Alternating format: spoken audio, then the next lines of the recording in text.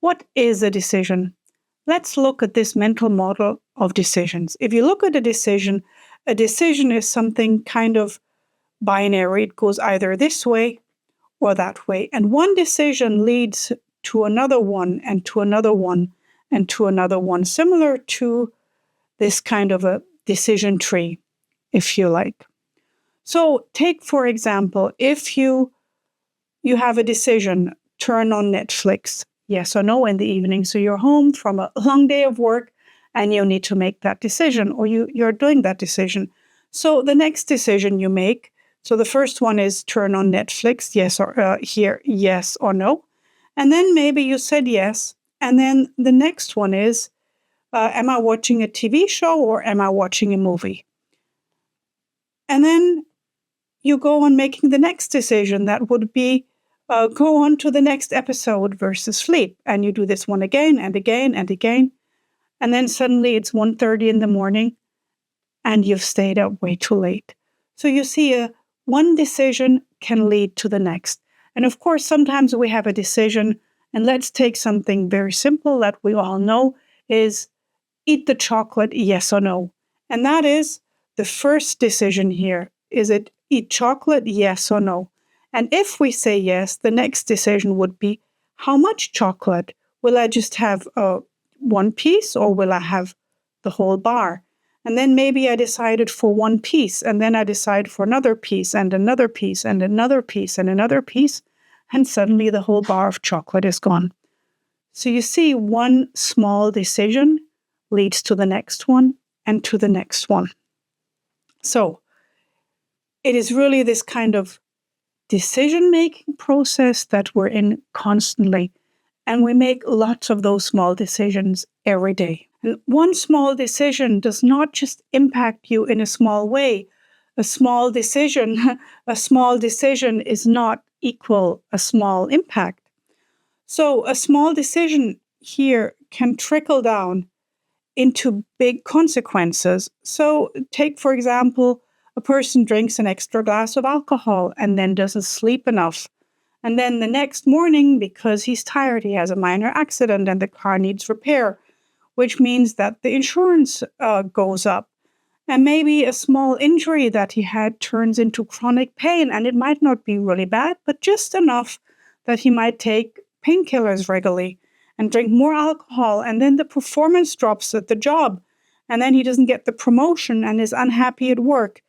And all of that started with just one extra glass of alcohol. So that one small decision can trickle down to quite a massive impact. The next way a small decision can have a massive impact is directly. So a small decision can directly affect big consequences. And that is, say, take a similar situation. A person stays up too late and is tired at the big important meeting the next day and makes a bad decision, which costs the company millions. So one late Netflix evening can lead to a bad decision, can lead to loss of lots of money.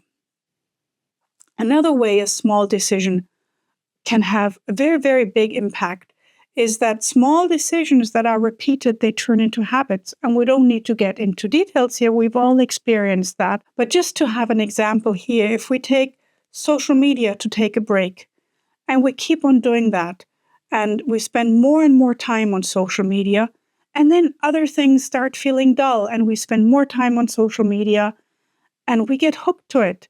And this small decision of spending more time on social media or just not turning it off at some point can lead to a habitual escape, and that can massively impact our brain health, our mental health, and then in the end, our life. Okay, small decisions can also compound and can nudge us into directions, and those directions can be desirable or undesirable.